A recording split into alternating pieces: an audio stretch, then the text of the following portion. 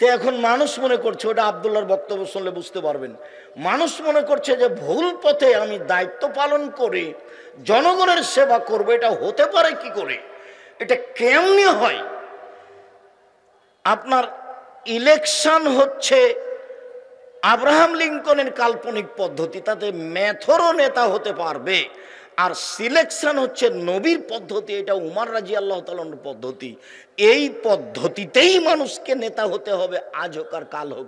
কেউ যদি না হতে পারে তো কি আছে, হলো না। বিচারের মাঠে নবীরা যখন আসবেন, আমাদের নবী বলছেন এই যে একজন নবী পার হয়ে গেল, মাত্র তার সাথে একজন লোক আছে।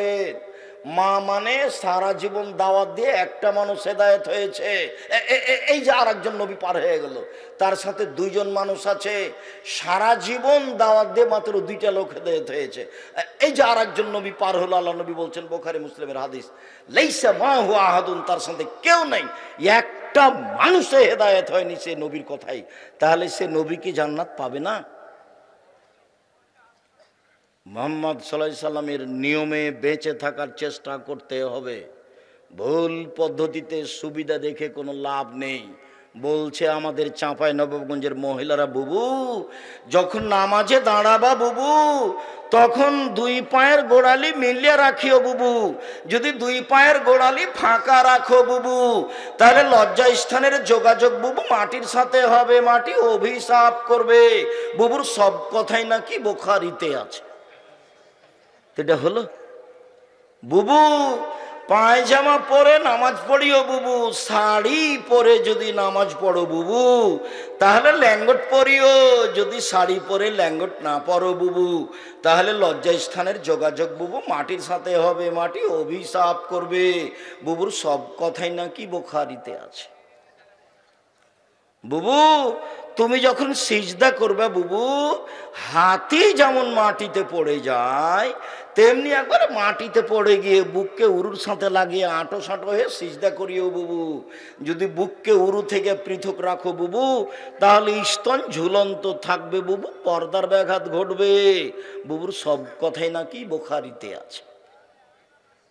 এভাবে দিন প্রচার করছে, এইভাবেই বিসমিল্লাহ বলে এত নেকি হবে, মানে প্রায় 60 থেকে 70 থেকে 80% কথা মিথ্যে।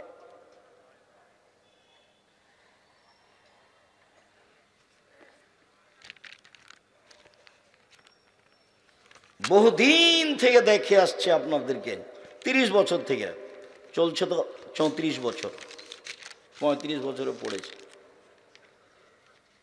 এই বইখানে দেখছি না, কোরআন মাজিদ খানে প্রথম দিকে আছে নাকি বানানো দোয়া, মানুষের বানানো দোয়া, মানুষে বানিয়ে চালিয়ে দিয়েছে। ধর্ম মানুষের মন মতো। উমর রাদিয়াল্লাহু তাআলা আনহু যদি আজকে বেঁচে থাকতেন, তাহলে এই দেশের বক্তা যারা বক্তৃতা করে বেড়াচ্ছে, 99% জনের আজীবন জেল হতো, কেউ বাইরে থাকতে পেত না। এমনি বলছে, ওর নিজেরও জানা নেই যেগুলো কি, এমনিতেই বলছে।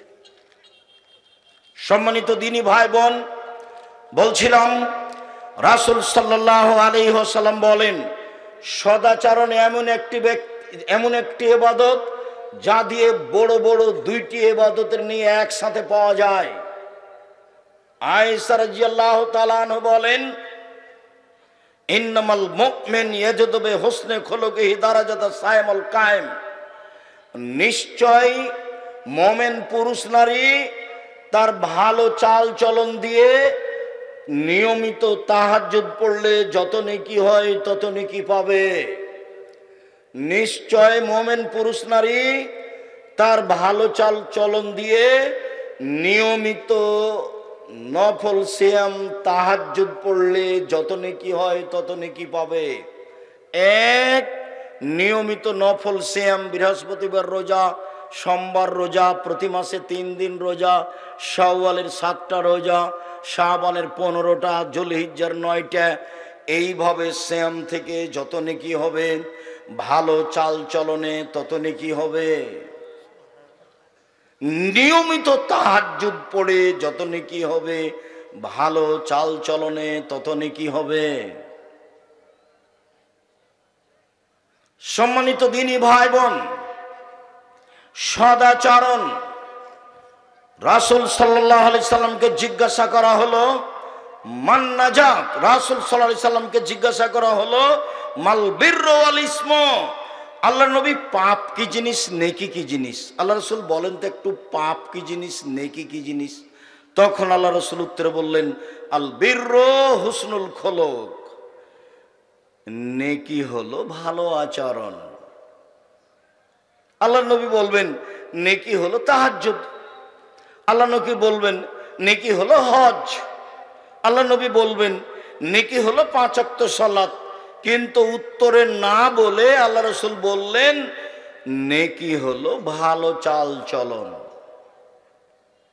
পৃথিবীর মানুষ শুনে রেখো, আল্লাহর নবীকে জিজ্ঞাসা করা হলো নেকি কি জিনিস, পাপ কি জিনিস?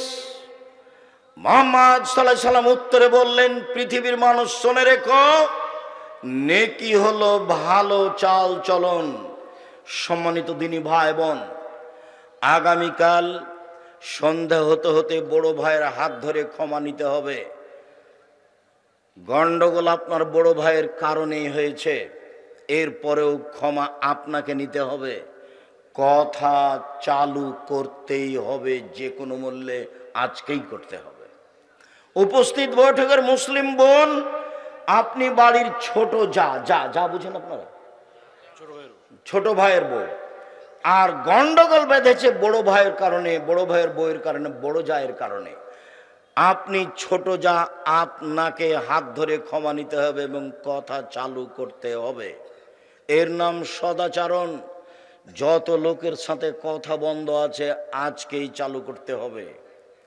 আপনার বন্ধ করা হবে না, ওটা হুজুর মানুষের বন্ধ করলেও চলে না। কারো হিসাব ভুল, কারো চলবে না। বিচার মাঠে কাউকে দেখে বিচার হবে না, বিচার বিচারি। আপনি আমার দিনী ভাই, আপনি আমার দিনী বোন।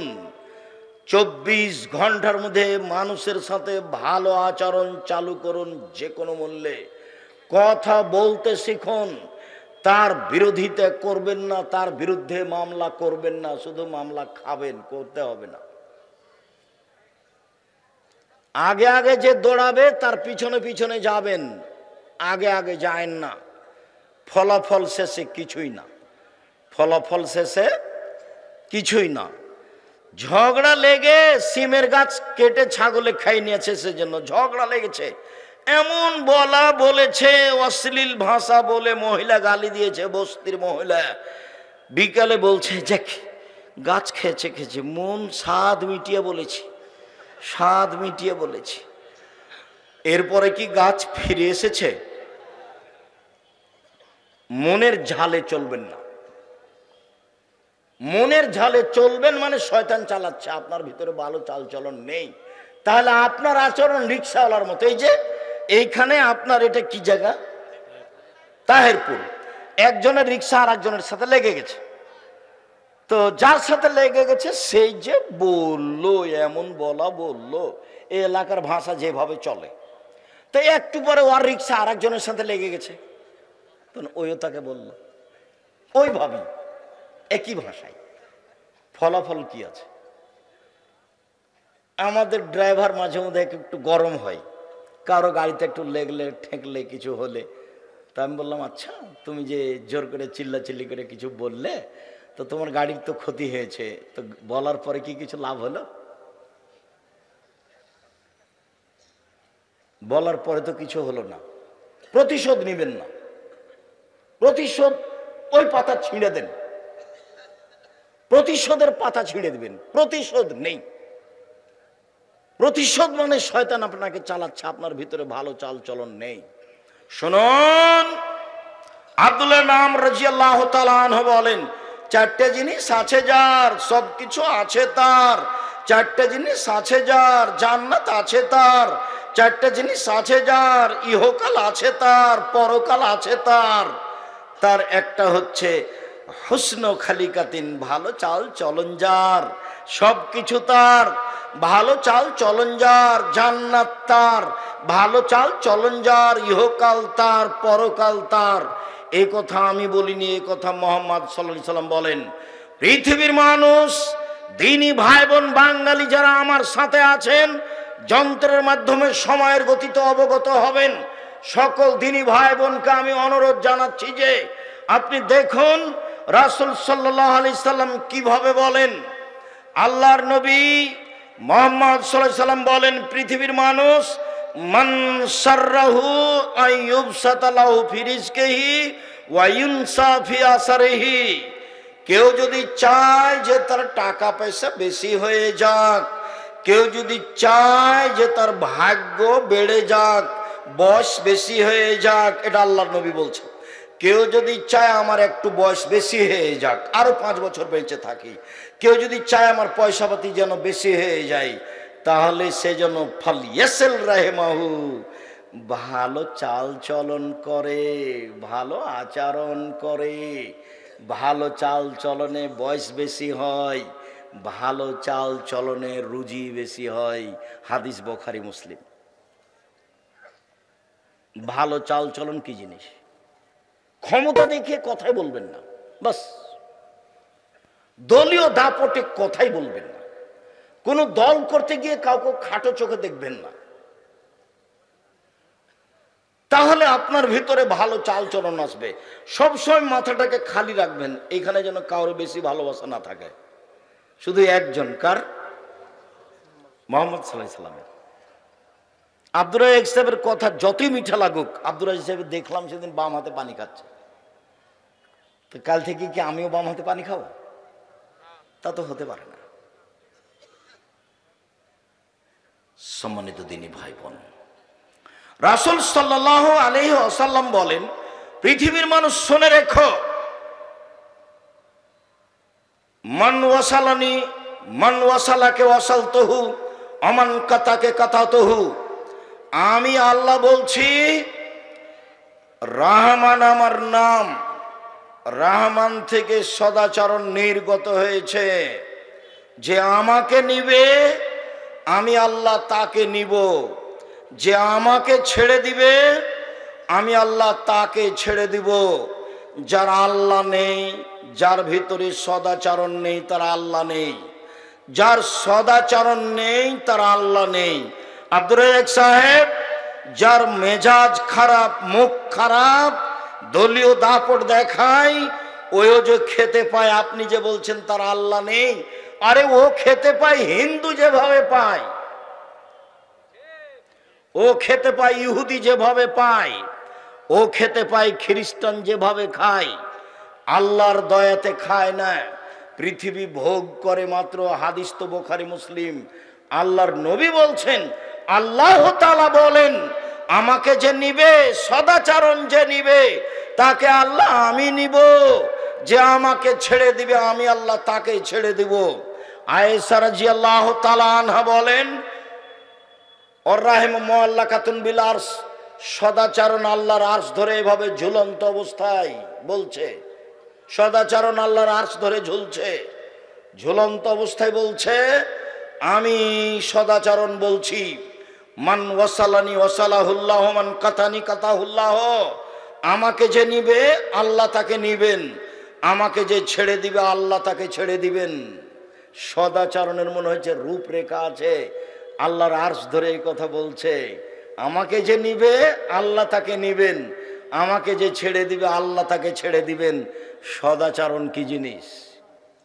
সম্মানিত দিনী ভাই বোন, আপনাকে আমি খুব ভালোবাসি। প্রতিশোধ বাদ দেন, প্রতিশোধ নিতে হবে না। আপনার ছেলেকে মেরেছে, মামলা করেছে, দুটা গালি দিয়েছে। একবারে হাকিমের সামনে যেমন কিছু বলে না, চুপচাপ থাকে। আমি যখন কোর্টে উঠলাম, সিলেট সুনামগঞ্জ কোর্টে, আমাকে উকিল বলল, চিরদিন আপনার কথা শুনেছি, আজকে আমার কথা শুনবেন। জজ যাই বলুক মুখ খুলবেন না, জজ যেটাই বলুক মুখ খুলবেন না। এখন জজ এক পর্যায়ে ওই যে আমার নামের লুথিটা এভাবে উল্টে রেখে দিল, দিয়ে বলল, মামলা নিয়ে আপনার সাথে কথা নাই, আপনার সাথে আমার কিছু কথা আছে, দেশ শুরু করলো। তো এক জায়গাতে গিয়ে বলছে, আপনি বলেছেন হোসাইন আহমদ মাদানি মুশরিক, আপনি বলেছেন হোসাইন আহমদ মাদানি দেওবন্দের মুহাদ্দিস মুশরিক। তো আমি তো ও কথা বলিনি, আমি বলেছি যে দেওবন্দে হোসেন আহমদ মাদানি ডালিম গাছের নিচে বুখারী পড়াতেন, তারপর উনি মারা গেছেন, ডালিম গাছটা আছে। পরবর্তীতে ছাত্র শিক্ষকেরা বলতো চলো যাই একটু বরকতের জন্য ডালিম গাছের নিচে পড়াই। তো মাঝে মধ্যে ছাত্র শিক্ষক কোথায় এসে পড়তো? ডালিম গাছের নিচে। তখন আমি বলেছি বরকতের আশায় ডালিম গাছের নিচে এসে বুখারী পড়া শিরক। তা আমি কি হোসেন আহমদ মাদানিকে মুশরিক বললাম না এই কাজটাকে? তো ও তো জজ আমার মুখের সামনে বলছে, আমি তো আর কিছু বলতে পারছি না। আমি তো, আমাকে তো চুপ থাকতে বলেছে, একবারে চুপ থাকবেন, মনের ভিতর যেটাই বলুক। ঘটনা তো অন্য। ঘটনা হচ্ছে এই যে আমি বলছি রবীন্দ্রনাথ ঠাকুর বাঙালির শত্রু, রবীন্দ্রনাথ ঠাকুর জাতির শত্রু, রবীন্দ্রনাথ ঠাকুর ঢাকা বিশ্ববিদ্যালয়ের শত্রু, রবীন্দ্রনাথ ঠাকুর মুসলমানের শত্রু। ভারত, বাংলাদেশ, পাকিস্তানের মাটিতে সবচেয়ে খ্রিস্টানদের, ইংরেজদের বড় দালাল হচ্ছে রবীন্দ্রনাথ ঠাকুর। দালাল লন্ডনে থাকে, আর আমাদের মুসলমানেরা ইংরেজদের যুগে জেল হাজতে থাকে, সম্মানে গিয়ে লন্ডনে বসে থাকে দালাল। সেই দালাল গান বলে ওমা তোমার আকাশ, ওমা তোমার বাতাস। আমি তখন বলি তোর বাপের আকাশ। আমি এ কথা বলতে পারি না, আমার ছেলে মেয়ে বলেনি, বলবে না। আমি বলেছি 1971 সাল থেকে নিয়ে এখন পর্যন্ত এদেশের মাটিতে কোনো শিক্ষিত মানুষ শিক্ষামন্ত্রী হয়নি। এই দালালের লিখা গান যে প্রত্যেকটা কথায় কথায় বলে ও কালিমা তোমার আকাশ, ও কালিমা তোমার বাতাস, সেই গান আমার মুসলিম ছেলে মেয়ে বলে কি করে? এটা হতেই পারে না, অসম্ভব। আপনার ছেলে মেয়ে বলতে পারে, আপনাকে আমি কোনোদিন শিক্ষিত মনে করি না, আজও করিনি, কখনো করিনি। মনে আপনার বিদ্যাকে আমি কবর দিতে এসেছি, এটা আপনি মনে রাখবেন। সম্মানিত দিনী ভাই বোন, আমি এই কথা বললাম, আমি ঠাকুরের নিন্দা করলাম কি করে? সিলেট কোর্টে জজ আমাকে বলল আপনি কি পিস টিভির আলোচক? আমি বললাম জি হ্যাঁ।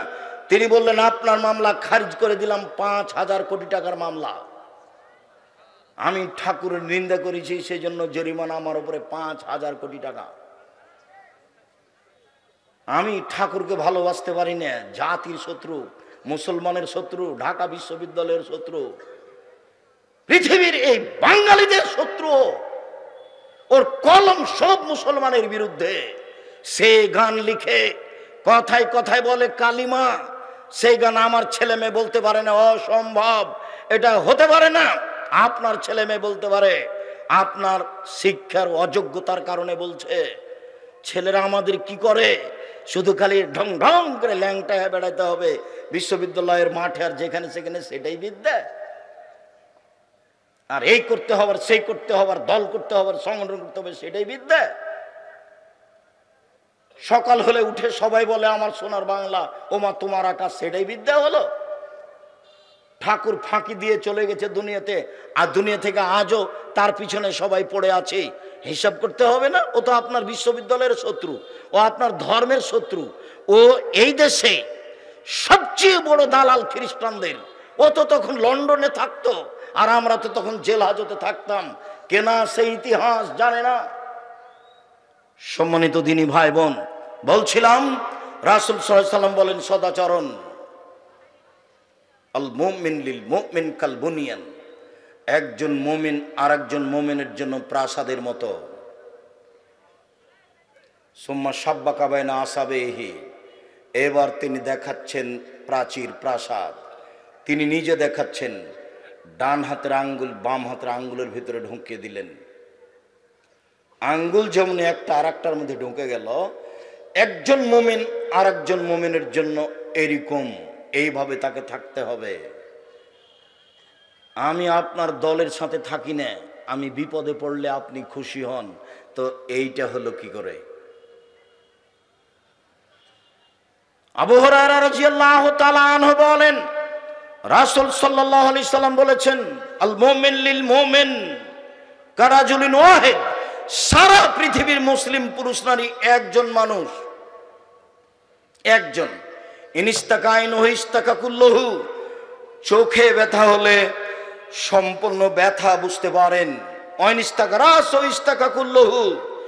মাথায় ব্যথা হলে সম্পূর্ণ শরীরে ব্যথা বুঝতে পারেন।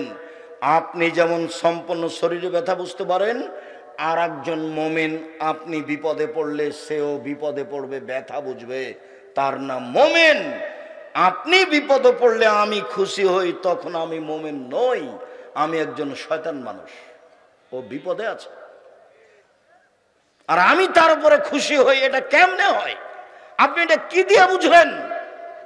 সম্মানিত দিনী ভাই বোন, আমি তাহেরপুর এলাকার লোককে, রাজশাহীর মানুষকে, দিনী ভাই বোনকে অনুরোধ জানাচ্ছি, একেবারে মাটির মানুষ হয়ে, একেবারে স্বাভাবিক হয়ে, পরস্পরকে ভাই মনে করে, সে হিন্দু হোক না কেন, তার সাথে খারাপ আচরণ করার কোনো সুযোগ নেই। তার ক্ষতি করতে হবে এরকম কোনো সুযোগ নেই। সে মানুষ, সে আপনার সাথে ভালো আচরণের অধিকার রাখে। আজ থেকে কোনোদিন সাইকেলের সাথে কারো সাইকেল বেঁধে গেলে প্রতিশোধ নেবেন না, গাড়ির সাথে গাড়ি লেগে গেলে প্রতিশোধ নেবেন না, পাড়া প্রতিবেশীর সাথে ঝগড়া করবেন না, ধৈর্যের পরিচয় দিবেন। আল্লাহ রাসূল বললেন, চারটা জিনিস আছে যার, সব কিছু আছে তার। চারটা জিনিস নেই যার, কোনো কিছু নেই তার। চারটা জিনিস আছে যার, সব কিছু আছে তার। এক, আলমারাতুস সালেহা, ভালো স্ত্রী। ভালো স্ত্রী আছে যার, সব কিছু আছে তার। দুই, আল জারুস সালেহ, ভালো প্রতিবেশী। ভালো প্রতিবেশী যার, সব কিছু আছে তার। তিন, আল মারকাবুল হানি, একটা ভালো গাড়ি। একটা সাইকেল ভালো চেন পড়ে না, একটা গাড়ি চাকা নষ্ট হয় না। ভালো গাড়ি যার, সব কিছু আছে তার। ভালো গাড়ি নেই যার, কোনো কিছু নেই তার। চার, অল বাইতুল ওয়াসে, প্রশস্ত ঘর, যেখানে মেহমান বসতে পারবে, মেহমান খাবে, এরকম প্রশস্ত ঘর যার, সব কিছু আছে তার। সংকীর্ণ ঘর যার, কোনো কিছু নেই তার। চারটে জিনিস আছে যার, সব কিছু আছে তার, সুখময় জীবন তার। এক, ভালো স্ত্রী। দুই, ভালো প্রতিবেশী। তিন, ভালো গাড়ি। চার, একটি প্রশস্ত ঘর। সম্মানিত দিনী ভাই বোন, আমি একটি হাদিস পড়েছিলাম, এতক্ষণ পর্যন্ত সামাজিকভাবে চলছিলাম, এবার আপনাকে পারিবারিকভাবে একটু দেখাই। রাসূল সাল্লাল্লাহু আলাইহি সাল্লাম বললেন, যে হাদিসটা বলেছিলাম আবার সেখানে ফিরে যাই। তিনি বলেন, মান আলা জারিয়াতাইনে, কেউ যদি দুইটা মেয়ের লালন পালন করে, দুইটা মেয়ে, হাত্তা তাবলগা, মেয়ে দুটি বড় হওয়া পর্যন্ত বিদ্যা শিখিয়ে দিল, শিষ্টাচার শিখিয়ে দিল, নিয়ম কানুন শিখিয়ে দিল, বিবাহ শাদী দিয়ে দিল, তাহলে হুয়া ওয়ানা ফিল জান্নাহ হাকাজা, সেই পিতা এবং আমি জান্নাতে এইভাবে থাকবো। তর্জনী এবং মধ্যমা আঙ্গুল দিয়ে ইশারা করে দেখালেন, দুইটাই আঙ্গুল জমা ধরে আছে। পৃথিবীর মানুষ মনে রেখো, কেউ যদি দুইটা মেয়ের লালন পালন করে, সেই ব্যক্তি আর আমি জান্নাতে এইভাবে থাকবো। তিনি বলছেন, পৃথিবীর মানুষ মনে রেখো, কেউ যদি একটা ইয়াতিমের লালন পালন করে, একটা ইয়াতিমের লালন পালন করে, যে ব্যক্তি লালন পালন করে সেই ব্যক্তি আর আমি মুহাম্মদ সাল্লাল্লাহু আলাইহি সাল্লাম জান্নাতে এইভাবে থাকব। তখনও তিনি তর্জনী এবং মধ্যমা আঙ্গুল ইশারা করে দেখালেন, তবে একটু ফাঁকা করলেন।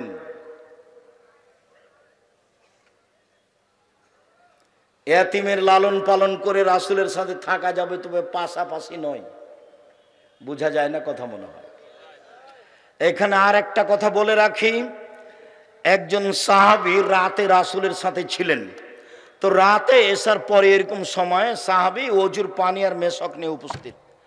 তো আল্লাহ রাসূল দেখে খুব খুশি হয়েছেন, বাহ, তোমার তো বুদ্ধি ভালো, এ তো ভালোই লোক তুমি দেখছি।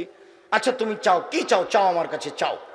তখন সাহাবী বলছেন, আসআলুকা মুরাফাকাতাকা ফিল জান্নাহ, আপনার সাথে জান্নাতে থাকতে চাই। তখন আল্লাহ রাসূল বলছেন আওয়াগারা জালেক, না না না না না, এটা না, অন্য কিছু চাও, অন্য কিছু চাও। তখন সাহাবী বলছেন হো যাকা, ওটাই চাই। তখন আল্লাহ রাসূল বলছেন আইন নেবে কাসরাতি সুজুদ, তাহলে তুমি বেশি বেশি নফল তাহাজ্জুদ পড়ে আমাকে সহযোগিতা করো।